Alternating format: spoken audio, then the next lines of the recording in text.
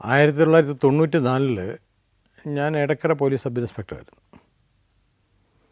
അപ്പോൾ ആ ഇടയിൽ ഒരു ദിവസം രാവിലെ ഒരു പോലീസ് സ്റ്റേഷനിലേക്ക് മൂത്തേടം എന്ന സ്ഥലത്തു നിന്നൊരു ഫോൺ കോൾ വന്നു. ആ ഫോൺ കോൾ ഉണ്ടായിരുന്നത് ഒരു പെൺകുട്ടി പെട്ടെന്ന് ബോധം കെട്ട് വീണ് അതിനെ നിലമ്പൂർ ഗവൺമെൻറ് ഹോസ്പിറ്റലിൽ കൊണ്ടുപോയി. അപ്പോൾ അതിച്ചിട്ട് സീരിയസ് ആണെന്ന് തോന്നുന്നു. അപ്പോൾ അതിൻ്റെ ഇളയ കുട്ടിയും ബോധം കെട്ട് വീഴുന്നു എന്ന ഇൻഫർമേഷനാണ്.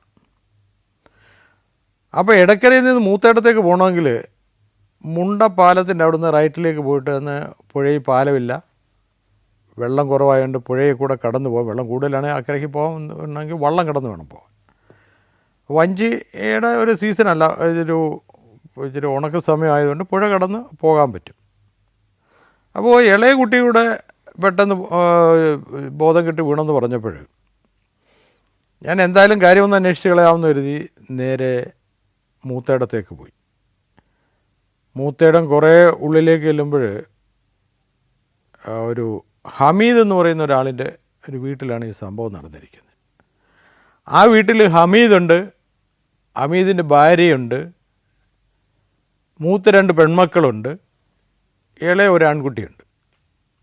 ഹമീദിന് ഏകദേശം ഒരു 10-45 വയസ്സ് വരും, ഭാര്യയ്ക്ക് ഒരു 10-40 വയസ്സ് വരും, കുട്ടികൾക്കൊരു മൂത്ത കുട്ടിക്കൊരു 10-14-15 വയസ്സ് വരും, അതിൻ്റെ താഴെ 10 വയസ്സുള്ള കുട്ടി, അതിൻ്റെ ഇളയ 8 വയസ്സുള്ള ആൺകുട്ടി. അങ്ങനെ 3 കുട്ടികളും ഹമീദും ഭാര്യയാണ്.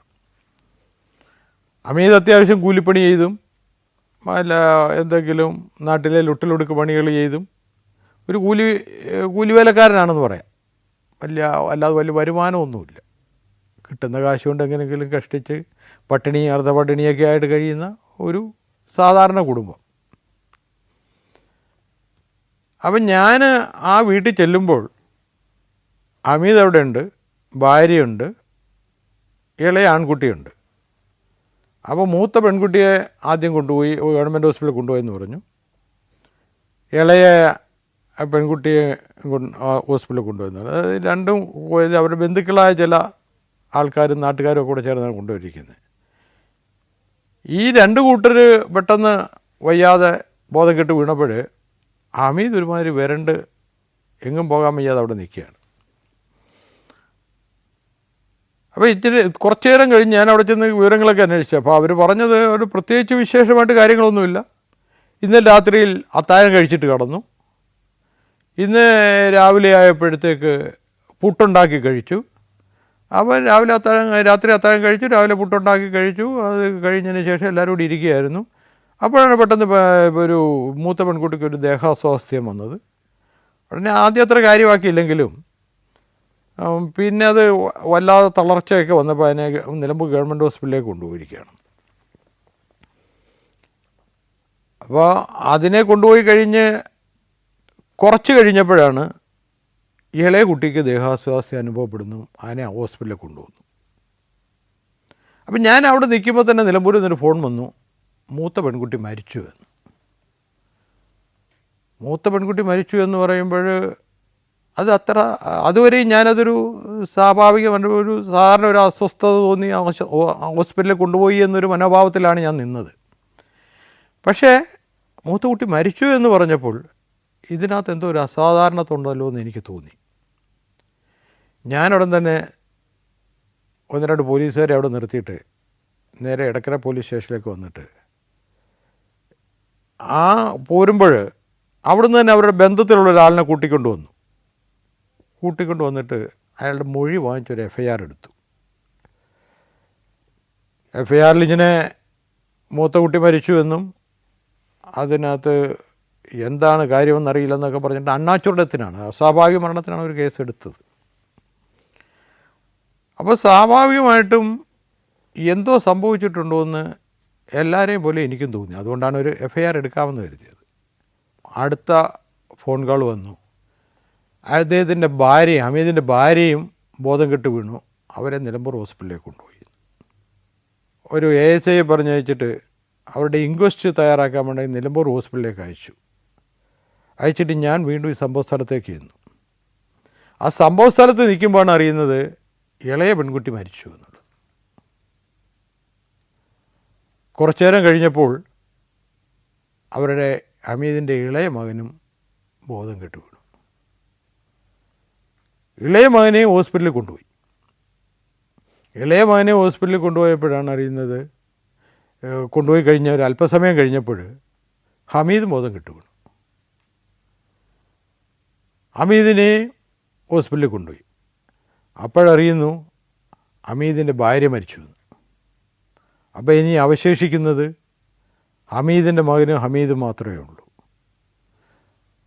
അപ്പം ഹമീദ് അവിടെ നിൽക്കുമ്പോൾ തന്നെ ഹമീദിനോട് ഞാൻ ചോദിച്ചിരുന്നു, ഹമീദും ഭാര്യയൊക്കെ വീട്ടിലുള്ളപ്പോൾ തന്നെ ഞാൻ ചോദിച്ചിരുന്നു, നിങ്ങൾ രാത്രി എന്താണ് കഴിച്ചത്? അവർ രാത്രി സാധാരണ പോലെ കഞ്ഞി വെച്ച് കുടിക്കുകയായിരുന്നു. രാവിലെ എന്താണ് കഴിച്ചത്? രാവിലെ ഇന്നലെ രാത്രി കുറേ പുട്ടുണ്ടാക്കാൻ വേണ്ടിയിട്ട് ആട്ടുകല്ലിൻ്റെ കല്ലിലിട്ട് അരി ഇടിച്ചായിരുന്നു. ആ അരി ഇടിച്ചത് കുറച്ചു നേരം കഴിഞ്ഞപ്പോഴത്തേക്ക് ക്ഷീണമായിപ്പോയി. അപ്പോൾ ഇനിയിപ്പോൾ രാത്രി പുട്ടുണ്ടാക്കുന്നില്ല എന്ന് കരുതി കഞ്ഞി വെച്ച് കുടിച്ചു. അപ്പോൾ അരി കുറച്ച് വാരി വെച്ചു, ബാക്കിയുള്ളത് ആ കല്ലിൽ തന്നെ കിടന്നു. അപ്പോൾ ഞാൻ ചോദിച്ചു, രാവിലെ അപ്പോൾ എന്താ കഴിച്ചതെന്ന് ചോദിച്ചപ്പോൾ ഞാൻ ബാക്കിയുള്ള അരി വീണ്ടും ഇടിച്ചിട്ട് ആ അരി വീണ്ടും പുട്ട് പുഴുങ്ങി കഴിച്ചു രാവിലെ. ഞാൻ ചോദിച്ചു, അരി ആട്ടുകല്ലിൽ നിന്ന് നിങ്ങൾ എടുക്കുമ്പോൾ വേറെ എന്തെങ്കിലും പ്രത്യേകത ഉണ്ടോ? അത് കുറച്ച് പൂപ്പലൊക്കെ ഉണ്ടായിരുന്നു. ഞങ്ങൾ ആ പൂപ്പലൊന്നും കാര്യമാക്കില്ല, അരി തന്നെ ഇടിച്ച് പുട്ടുണ്ടാക്കി കഴിച്ചു. അപ്പോൾ അരി അങ്ങനെ പുട്ടുണ്ടാക്കി കഴിച്ചു. ആ പുട്ട് കഴിച്ചതിന് ശേഷമാണ് ഓരോരുത്തർക്ക് അസ്വാസ്ഥ്യം ഉണ്ടാക്കുന്നത്, മരണം സംഭവിക്കുന്നതെന്ന് പറഞ്ഞപ്പോൾ എനിക്ക് തോന്നി ഈ പുട്ടിൽ നിന്നും എന്തെങ്കിലും ആണോ മരണം. അതെനിക്ക് ഹമീദിനെ സംശയം ഉണ്ടായിരുന്നു. ഹമീദിന് പട്ടിണിയും ദാരിദ്ര്യവും കാരണം കൂട്ടായ എല്ലാവർക്കും വിഷം കൊടുത്തിട്ട് വല്ലതും മരിക്കാൻ വേണ്ടി വല്ലതും ചെയ്തതാണോ എന്നൊക്കെയുള്ള സംശയം നേരത്തെ ഉണ്ടായിരുന്നു. അപ്പോൾ അതുകൊണ്ടാണ് ഹമീദിനെ ഞാൻ വിളിച്ച് വീണ്ടും വീണ്ടും വീണ്ടും ക്വസ്റ്റ്യൻ ചെയ്തു. അവിടെ എല്ലാം ഹമീദ് തന്നെ നിഷ്കളങ്കത പറഞ്ഞു. ഹമീദിൻ്റെ ഭാര്യയെ വിളിച്ച് വീണ്ടും വീണ്ടും ചോദ്യം ചെയ്തു. ഭാര്യയും അവരുടെ നിഷ്കളങ്കത പറയുകയും രാവിലെ പുട്ടുണ്ടാക്കിയ കാര്യം, തലേദിവസം അരി ഇടിച്ച കാര്യം, രാവിലെ പൂപ്പലുണ്ടായിരുന്ന അരിപ്പൊടിയാണ് പുട്ടുണ്ടാക്കിയെന്ന് പറയുകയൊക്കെ ചെയ്തു. അല്ലാതെ ഇനി കൃത്യമായിട്ടൊരു മരണത്തിനൊരു കാരണത്തെക്കുറിച്ച് ഇവർക്ക് ആർക്കൊന്നും പറയാൻ കഴിയുന്നുമില്ല. അപ്പോൾ ഈ 3 പേര് മരിച്ചു എന്ന് പറഞ്ഞപ്പോൾ എനിക്ക് തോന്നി ഈ പുട്ടിനകത്തിൽ കൂടെ, രാവിലെ പുട്ട് കഴിച്ചതിന് ശേഷമാണല്ലോ സംഭവിച്ചിരിക്കുന്നത്, പുട്ടിനകത്തിൽ കൂടെ എന്തെങ്കിലും വിഷം കലർന്നതാവാമെന്ന് തോന്നി. അപ്പം ഞാൻ നോക്കുമ്പോൾ ആട്ടുകല്ലിൽ ബാക്കി കിടന്ന അരി നോക്കുമ്പോൾ അതിനകത്ത് നന്നായി പൂപ്പലുണ്ട്. അവർ പുട്ടുണ്ടാക്കി കഴിച്ചതിൻ്റെ ബാക്കി ഭാഗം അവിടെ കിടന്നതിൽ. ഞാൻ ഏതായാലും കെമിക്കൽ അനാലിസിസിന് അയക്കാൻ വേണ്ടിയിട്ട് ആ കല്ലോരളി ബാക്കി കിടന്ന അരിപ്പൊടിയും പൂപ്പലോട് കൂടിയ തന്നെ ഞാനത് ഒരു ശേഖരിച്ച് മാസപ്രകാരം ബന്ധോസിലെടുത്തു. വയ്ക്കുമ്പോഴാണ് അറിയുന്നത് ഈ മുഹമ്മദിൻ്റെ മോനും ഹമീദിൻ്റെ മോനും ഹമീദും വീണ്ടും ബോധം കെട്ട് വീണു. അവർ ഹോസ്പിറ്റലിൽ പോയിരുന്നു. ഈ 5 പേരും മരിച്ചു എന്നറിയുന്നു. ഞാൻ എന്തായാലും ആ കെമിക്കൽ അനാലിസിസിന് വേണ്ടി ശേഖരിച്ച അരിപ്പൊടി കെമിക്കൽ ലബോറട്ടറിയിലേക്ക് അയച്ചു. 5 മരണങ്ങളും നടന്നു കഴിഞ്ഞതിന് ശേഷം ഞാൻ നിലമ്പൂർ ഗവൺമെൻറ് ഹോസ്പിറ്റലിലേക്ക് പോയി. 5 ബോഡിയുടെയും ഇൻക്വസ്റ്റ് നടത്തി. 5 ബോഡിയും പോസ്റ്റ്മോർട്ടം ചെയ്തു.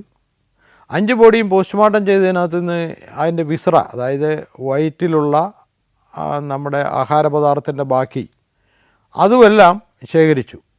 വിസ്രയും കെമിക്കലിന് അയച്ചു. വിസ്രയും കെമിക്കലിന് അയച്ചപ്പോൾ ഇതേ പോയിസൺ, അതായത് ഈ അരിപ്പൊടി കണ്ട അതേ പോയിസൺ തന്നെ ഇവരുടെ വിസ്രയിൽ, ഇവരുടെ വയറ്റിൽ നിന്നെടുത്ത ഭക്ഷണ അവശിഷ്ടങ്ങളിലും ഇതേ പോയിസൺ തന്നെ കാണപ്പെടുകയും ചെയ്തു. പക്ഷെ കെമിക്കൽ അനാലിസിസിൻ്റെ റിസൾട്ട് കിട്ടിയപ്പോഴാണ് അറിയുന്നത് ഈ അരിപ്പൊടിയിൽ വളർന്നു നിന്ന പൂപ്പൽ എന്ന് പറയുന്ന വളരെ മാരകമായ വിഷമാണ്. ആ മാരകമായ വിഷം കഴിച്ചിട്ടാണ് ഈ 5 പേരും മരണപ്പെട്ടിട്ടുള്ളത്. എന്നെ സംബന്ധിച്ചിടത്തോളം അതൊരു അത്ഭുതകരമായ കാര്യമായിട്ട് എനിക്ക് തോന്നുന്നത്. ഒരു പൂപ്പൽ ഉണ്ടായ, നമ്മൾ ബ്രെഡുമൊക്കെ വളരെ പൂപ്പൽ ഉള്ള ബ്രെഡുമൊക്കെ ഞാനും കഴിച്ചിട്ടുള്ള ഒരാളാണ്. പക്ഷെ ഒരു പൂപ്പൽ ഇത്രയും മാരകമാണെന്നും ആ പൂപ്പൽ കൊണ്ട് മരണം സംഭവിക്കുമെന്നുള്ള വളരെ അത്ഭുതത്തോടു കൂടിയാണ് കെമിക്കൽ എക്സാമിനേഷൻ റിപ്പോർട്ട് ഞാൻ വായിച്ചത്. അതിനുശേഷം ആ സംഭവം എൻ്റെ ജീവിതത്തിലെ തന്നെ എനിക്കൊരു വലിയ പാഠമായി തീരുകയും ചെയ്തു. ഞാൻ മറ്റു പലരോടും പറയാറുണ്ട്, പിന്നീടുള്ള പല സന്ദർഭങ്ങളിലും പലരോടും ഞാൻ പറയാറുണ്ട്, നിങ്ങൾ പൂപ്പലുണ്ടെങ്കിൽ, ഇനി എത്ര വില കൂടിയ ഭക്ഷണ പദാർത്ഥമായാലും പൂപ്പലുണ്ടെങ്കിൽ നിങ്ങളത് കഴിക്കരുത്. അതിൻ്റെ ക്വാളിറ്റിയോ ആ പൂപ്പലിൻ്റെ വിഷത്തിൻ്റെ കാഠിന്യമൊന്നും നമുക്കറിയത്തില്ല. അങ്ങനെ ഒരിക്കലും സംഭവിക്കാതിരിക്കട്ടെ എന്ന് പറഞ്ഞ് ഞാൻ പലരോടും നിർദ്ദേശിക്കാറുമുണ്ട്. ഈ സംഭവം വളരെ നിസ്സാരമെന്നാണ് ഞാൻ ആദ്യം കരുതിയതെങ്കിലും പിന്നീട് 5 ജീവനാണ് അപകടത്തിലായത്, 5 ജീവനാണ് നഷ്ടപ്പെട്ടത്. ഒരു വളരെ സീരിയസായ ഒരു സംഗതിയായിട്ടാണ് എനിക്ക് തോന്നിയത്. അത് എന്നും എൻ്റെ ജീവിതത്തിൽ പിന്നീട് അത് ഇന്നും ഒരു ഗുണപാഠമായിട്ട് ഞാൻ കാണുകയും ചെയ്തിട്ടുണ്ട്. Djibouti, Fiji, Lebanon, Ethiopia, Armenia. സഞ്ചാരം വോളിയം നമ്പർ 17. ഫുൾ HD-യിലുള്ള ഈ അപൂർവ ദൃശ്യയാത്രാ വിവരണ ശേഖരം സ്വന്തമാക്കാൻ സഞ്ചാരം എന്ന് SMS ചെയ്യൂ. ഫോൺ 9995 444 222. 1996 ഞാൻ ശാന്തമ്പാറ പോലീസ് സബ് ഇൻസ്പെക്ടറായിരുന്നു. ആ സമയത്താണ് കേരളത്തിൽ ചാരായ നിരോധനം വരുന്നത്. ചാരായം ഉൽപ്പാദിപ്പിക്കാൻ പറ്റാത്തതുകൊണ്ട് തന്നെ തമിഴ്നാട്ടിൽ നിന്നൊക്കെ ഫോറിൻ ലിക്കറും ചാരായവുമൊക്കെ കേരളത്തിലേക്ക് അനധികൃതമായി ഒഴുകി തുടങ്ങിയ ഒരു കാലമായിരുന്നു അത്. കേരളത്തിൻ്റെ ഒരു ബോർഡർ പോലീസ് സ്റ്റേഷനാണ് ശാന്തമ്പാറ പോലീസ് സ്റ്റേഷൻ എന്ന് പറയുന്നത്.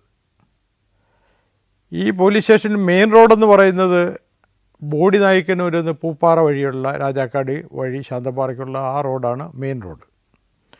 എന്നാൽ ധാരാളം മലയിടുക്കുകളും ഏലത്തോട്ടും ഫോറസ്റ്റ് ഏരിയയും ഒക്കെ ആയിട്ട് തമിഴ്നാട്ടിൽ നിന്ന് കേരളത്തിലേക്ക് കടക്കാൻ ഒരുപാട് ഇടുക്ക് വഴികൾ, ചെറിയ ചെറിയ വഴികൾ, വഴിത്താരകൾ ധാരാളമുണ്ട ഒരു സ്ഥലമാണ്.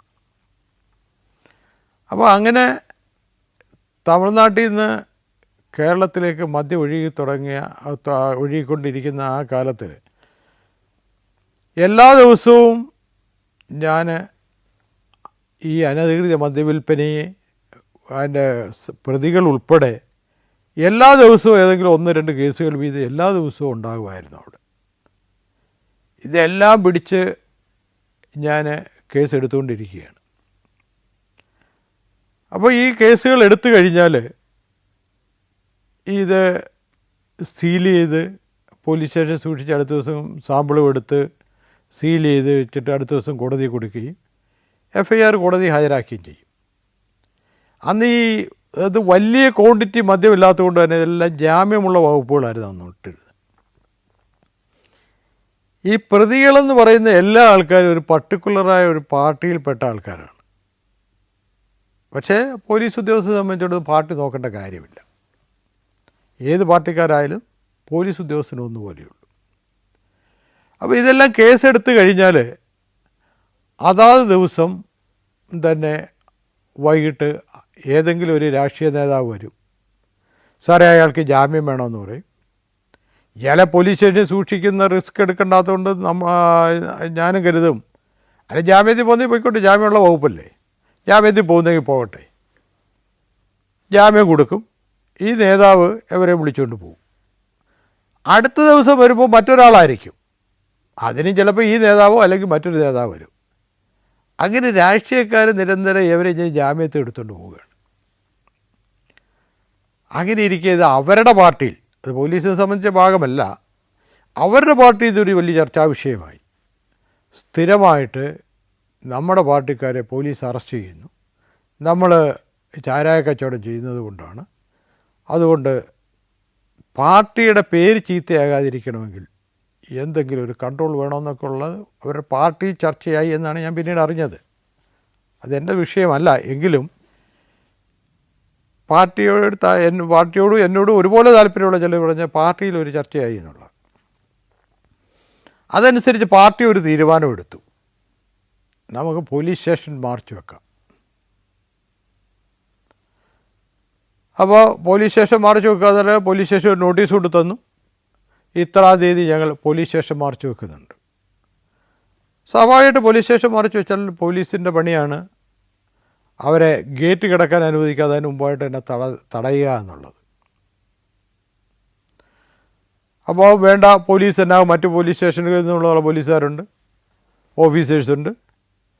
എല്ലാവരും കൂടെ പോലീസ് സ്റ്റേഷന് മുൻവശം ഗേറ്റ് തുടങ്ങുന്ന വഴിയിൽ നിന്ന്, റോഡിൽ നിന്നും പോലീസ് സ്റ്റേഷനിലേക്കുള്ള വഴിയുടെ അവിടെ ഈ വരുന്ന ജാഥക്കാരെ, പോലീസ് സ്റ്റേഷനിലേക്ക് മാർച്ച് നടത്തുന്നവരെ തടയാൻ വേണ്ടി തയ്യാറായി നിന്നു. അങ്ങനെ ഇരിക്കെ മാർച്ച് വന്നു. മാർച്ച് വരുമ്പോൾ ഞാൻ നോക്കുമ്പോഴാണ് കാണുന്നത് ഇത് ചീത്ത വിളിക്കുന്നത് മുഴുവൻ പോലീസിനെയാണ്. പോലീസിനെ ചീത്ത വിളിച്ചുകൊണ്ടാണ് മാർച്ച് കടന്നു വരുന്നത്. ഇത്രയൊക്കെ കേസുകൾ ഞാൻ എടുത്തെങ്കിലും അവർ മുദ്രാവാക്യം വിളിക്കുന്നത് പോലീസ് മദ്യക്കച്ചവടത്തിന് കൂട്ടുനിൽക്കുന്നു, പോലീസ് നീതി പാലിക്കുക, മദ്യക്കച്ചവടത്തെ നിയന്ത്രിക്കുക, ചാരായ നിരോധനം നടപ്പിലാക്കുക. ഇതൊക്കെയാണ് ഈ പാർട്ടിക്കാർ വിളിക്കുന്ന മുദ്രാവാക്യം. മുദ്രാവാക്യം വിളിക്കുന്നത്, മുമ്പിൽ നിന്ന് വിളിച്ചു കൊടുക്കുന്നത് ജാമ്യമെടുക്കാൻ വരുന്ന നേതാക്കന്മാരും പുറകിൽ നിന്ന് ഏറ്റുവിളിക്കുന്നത് ഈ കേസിലെ പ്രതികളായി വന്നിരുന്ന അനുയായികളും. സത്യത്തിൽ എനിക്ക് അത്ഭുതം തോന്നി. അവർ കച്ചവടം ചെയ്യുന്നു, അവർ ജാമ്യമെടുക്കുന്നു, അവർ വീണ്ടും കേസിൽ പ്രതിയാവുന്നു. അവർ തന്നെ പറയുന്നു പോലീസ് നീതി പാലിക്കുക, പോലീസ് മദ്യനിരോധനം നടപ്പാക്കുക, പോലീസ് മദ്യക്കച്ചവടത്തിന് കൂട്ടു നിൽക്കാതിരിക്കുക. ഇതൊക്കെ അവർ തന്നെ പറയുന്നു. അത് കഴിഞ്ഞു അവർ ജാഥ പോലീസ് സ്റ്റേഷന് മുമ്പിൽ വന്നു. പോലീസ് തടഞ്ഞു. അത്യാവശ്യം ഉന്തും തള്ളുമൊക്കെ പോലീസുമായിട്ടുണ്ടായി. ഉന്തും തള്ളുമൊക്കെ പോലീസുമായിട്ടുണ്ടായി കഴിഞ്ഞതിന് ശേഷം അവർ ഓരോരുത്തരായിട്ട്, നേതാക്കന്മാർ ഓരോരുത്തരായി പ്രസംഗിക്കാൻ തുടങ്ങി. പ്രസംഗിക്കാൻ തുടങ്ങിയത് മുഴുവനും ഞാനും എന്നെ പോലുള്ള പോലീസുകാരും നിരന്നിരിക്കുകയാണ് വെയിലത്ത്. രാവിലെ 11 മണി 12 മണി സമയം നല്ല വെയിലത്ത് നിരന്ന് വേർത്തൊഴുകിക്കൊണ്ടിരിക്കുമ്പോൾ അവരവിടെ നിന്ന് കുറ്റപ്പെടുത്തുന്നതും ചീത്ത വിളിക്കുന്നതും മോശമായി സംസാരിക്കുന്നതും മുഴുവൻ SIയെക്കുറിച്ചും പോലീസുകാരെക്കുറിച്ചുമാണ്. സംസാരിക്കുന്നതോ മദ്യക്കച്ചവടം ചെയ്തതും മദ്യക്കച്ചവടത്തിന് കൂട്ടുന്നതുമായ നേതാക്കന്മാരും. അത് ചില വലിയ നേതാക്കന്മാരൊക്കെ വളരെ മോശമായ രീതിയിലാണ് അന്ന് സംസാരിച്ചത്. സത്യത്തിൽ വിഷമം തോന്നി. അവർ പറയുന്നത് അവർ പോലീസ് സ്റ്റേഷനിൽ ഒരു കാര്യത്തിന് ചെന്നാൽ SIയെ കാണാൻ കിട്ടില്ല, SI മദ്യരാജാക്കന്മാരുമായിട്ട് ഡീപ്പ് ഡിസ്കഷനിലാണ്, ഒരിക്കലും SI ഒന്ന് കാണാൻ പോലും കിട്ടില്ലെന്ന്. ഞാൻ പ്രത്യേകിച്ച് കുടുംബമൊന്നുമില്ലാതാണ് ശാന്തമാറ പോലീസ് സ്റ്റേഷനിൽ താമസിക്കുന്നത്. അതുകൊണ്ട് തന്നെ 24 മണിക്കൂർ അവൈലബിളായിരുന്ന ഒരു പോലീസ് ഓഫീസറാണ് ഞാൻ. എപ്പോഴാർക്ക് വന്നാലും എന്നെ സധൈര്യം കാണാം. ആരോടും പ്രത്യേകിച്ച് ഒരു പാർഷ്യാലിറ്റി ഇല്ലാതെ എപ്പോഴും വളരെ ഞാൻ ലീവിൽ അല്ലാത്തിടത്തോളം കാലം, ലീവിൽ പോകുന്നത് തന്നെ വളരെ അപൂർവമാണ്, അല്ലാത്തിടത്തോളം കാലം ആർക്കും വന്ന് കാണാവുന്ന അക്സസിബിളായിട്ടുള്ള ഒരു ഉദ്യോഗസ്ഥനായിരുന്നു. പക്ഷെ അവർ പ്രസംഗിക്കുന്നത് പോലീസ് സ്റ്റേഷനിൽ പോയാൽ പോലും SIയെ കാണാൻ കിട്ടില്ല, അദ്ദേഹം മദ്യരാജാക്കന്മാരുമായിട്ട് ഡീപ്പ് ഡിസ്കഷനായിരുന്നു. അങ്ങനെ വളരെ മോശമായിട്ട് സംസാരിച്ച്, വളരെ അത് മോശമായിട്ട് സംസാരിക്കുമ്പോൾ മുന്നുകളിരിക്കുന്ന അണികളൊക്കെ കൈയടിക്കുകയും കൂക്കി വിളിക്കുകയും ചെയ്യുകയാണ്. കാക്കിയിട്ട പോലീസ് ഉദ്യോഗസ്ഥർ മുന്നിൽ നിന്ന് വെയിൽ കൊണ്ട് വേർത്തിരിക്കുമ്പോൾ അവർ കൂക്കി വിളിക്കുകയും പോലീസിനെ ചീത്ത പറയുകയും ചെയ്യുമ്പോൾ ഇത് ചെവി തുറന്ന് കേട്ടുകൊണ്ട് നിൽക്കാൻ മാത്രമേ നമുക്ക്, നിസ്സഹായരായി നിൽക്കാൻ മാത്രമേ നമുക്ക് കഴിയുള്ളൂ. കാരണം ഈ പറയുന്ന പോലെ മൈക്കേട്ട് പ്രസംഗിക്കാനോ ഇതിന് മറുപടി പറയാനോ ഉള്ള ബാധ്യതയോ യോഗ്യതയോ അവസരമോ ഈ പോലീസ് ഉദ്യോഗസ്ഥർക്കില്ല എന്നുള്ളതാണ്. ഇതെല്ലാം പറഞ്ഞിട്ട് അത് ഓരോ നേതാക്കന്മാരായിട്ട് പ്രസംഗിച്ചു.